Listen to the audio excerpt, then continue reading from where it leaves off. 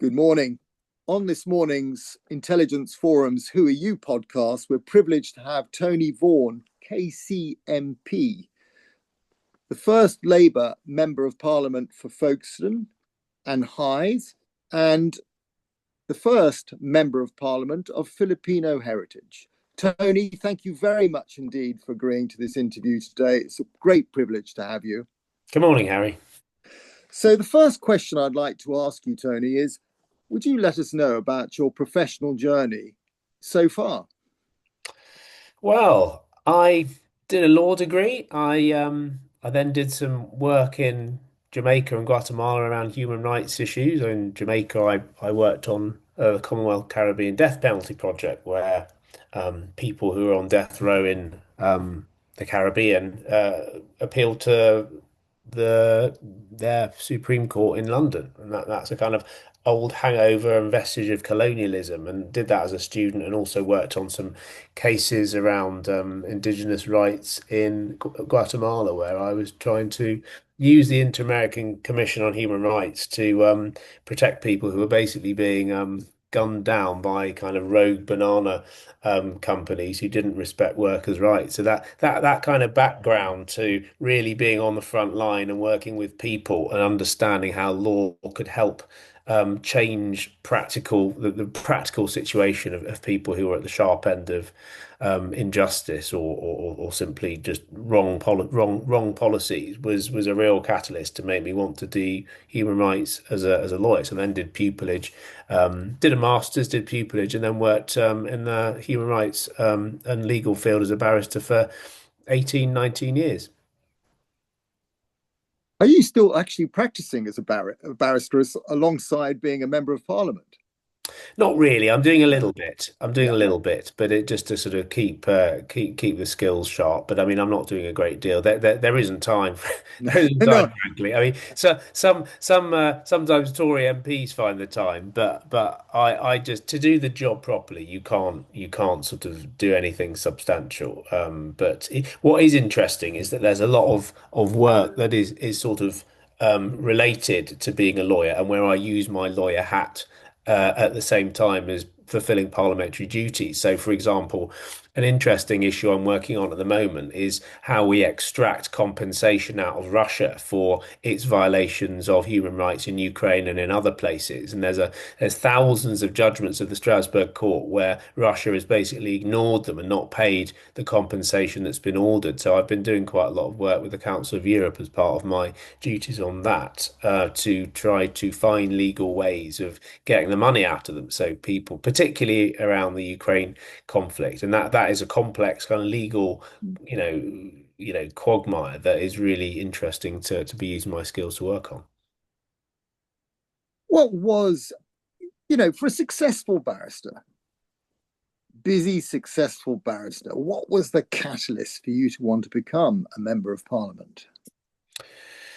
Well, look, as a lawyer, you can change you can solve an injustice on an individual level, right? You can solve your client's problem, you can get them compensation, you might even be able to strike down a government policy in which might affect a few thousand people or more. The kind of best case scenario is you might be able to strike down quite a large policy. But those are not the kind of those are harder victories to have. And I think for me, it was about trying to do good on a larger scale. Because ultimately, as a lawyer, you can argue for expansive interpretations of rules. You can argue for you can quibble with how decision making occurred, but you always end up hitting against an act of parliament because in our country, the rule of law and parliamentary sovereignty is supreme. And so if an act of parliament decrees X, Y, or Z, then that is the law. And you can argue as much as you like about make legal arguments about why Parliament may have intended this or that. But being always conscious of parliamentary sovereignty, if one wants to achieve more than what you can achieve through the courts, then the logical answer is to try to affect acts of parliament in the first place, which is fundamentally what we do as MPs every day, voting on legislation, which we think is necessary to change the country. Going back to your constituency of Folkestone and Hythe, what are the drivers of the local economy, and what does Folkestone and Hythe do really well, and what are its challenges? Yeah.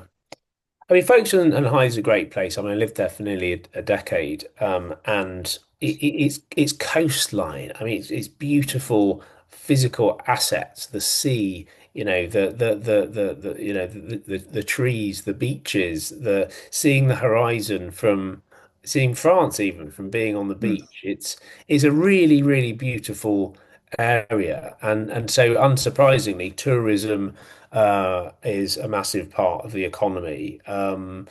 Services and healthcare is also quite big. There's an older than average population in Folkestone and Hythe, so Yeah. social care and health are huge employers, and we've got a massive growing creative industry sector. I mean, there's been a lot of money been put into the area by Sir Roger Vaughan, who used to own the Saga company and who is rooted in the area, which has helped to build a regeneration which has brought loads of creative energy with it from all over the country. And there's a massive creative festival every 3 years called the Triennial, which happened this year, massively successful. And so there is a very strong and important creative element to it. And we've also got a lot of agriculture. It's quite rural outside of Folkestone specifically.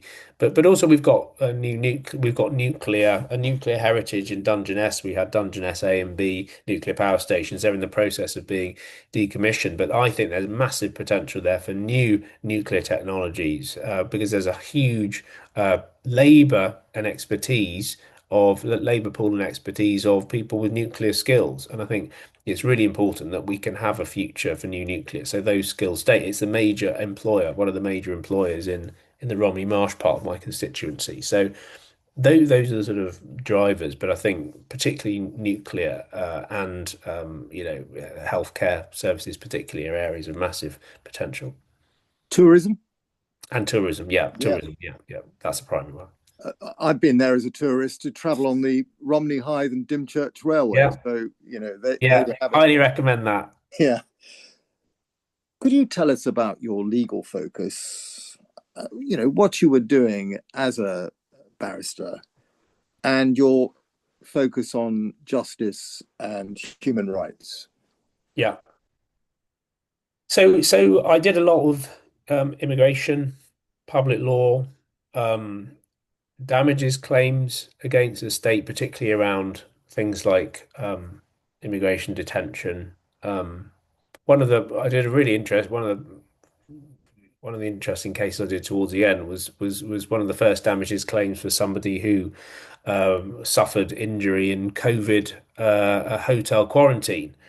So that there was a lot of kind of novel cases where I was trying to do together with the legal teams things which perhaps hadn't been done before to try and find justice for people, and that was an interesting case that I did. But there was a lot of work around home office processes for people who were detained who were claiming asylum and how to access fair processes while also enabling the state to decide claims fairly and expeditiously. So there was a lot of that. I mean, and also, I mean, I was quite interested in issues of diversity, particularly in the profession and in the judiciary. In fact, the last case I did before the election, during the election campaign itself, was around a judge who was suing the Judicial Appointments Commission because of a failure to promote her for reasons which were opaque, and for which she wanted transparency, which ended up finally being decided when I failed. I stopped acting after I was elected, but it ended up establishing that sometimes the judiciary may have to ask questions of those who provide references to ensure that there is greater transparency in that process. So there's a whole load of different things, and now I'm lucky enough to be on the Justice Committee. I was elected to be on the Justice Committee, and we can scrutinise senior judges and senior people in the Ministry of Justice to take the policy issues which underpinned a lot of the legal work that I was doing and explore them and hold government to account, hold judiciary to account, which is a real privilege and it's really, really interesting. As an aside, I find it alarming that in my lifetime we had the death penalty in this country. I find it deeply alarming. But Yeah. anyway, that's not about me, and that's Mm. just an aside. So thank you for the work you do. And my last question to you today is, what your successes, to be applauded. Mm. Well, Plans for the future. yeah, I mean, Where do you want to go? well, How well, well, far? well, for me, I want to achieve concrete changes for the constituency I represent, and a lot of my time is spent with very specific, concrete issues that need to be addressed. Like, for example, getting a new GP surgery in Folkestone, bringing new nuclear back to Dungeness to preserve jobs, and making sure that the water quality is back up to excellent for every single beach that we have, and not just two of them. Two of them are in sort of special measures, and so for me, if we can get somewhere with those really concrete changes, I think it will both be welcome because of for the obvious need for those things to be sorted, but also for people to feel that politics is actually delivering for them, because that fundamentally is about trust in politics, and that's I said on my election leaflet, and that's one of the things that is fundamental to me that people in Folkestone and I believe that they got what they voted for and that politics did deliver for them. And a real concern I have is that with the tenor of debate in this country, the political debate in this country, I feel there is far too much cynicism around politics and politicians. And if I can say that I stood on a platform to achieve certain things and was able to do so, so that people can see concrete change in their communities, I would like to think that I have done my part in trying to rebuild trust in politics generally and to make people feel that there is a connection between who you vote for and what you get. Because I think that there for too long has been far too much cynicism about that and not enough actual delivery to make people believe that voting actually makes a difference. And I think voting absolutely makes a difference, but I think we as politicians have to be able to secure concrete change on the ground so that people actually believe that it matters. And for all those reasons, it's been a great privilege to have you on this podcast today. And thank you so much for it. Thanks very much for having me, Harry. Enjoyed seeing you.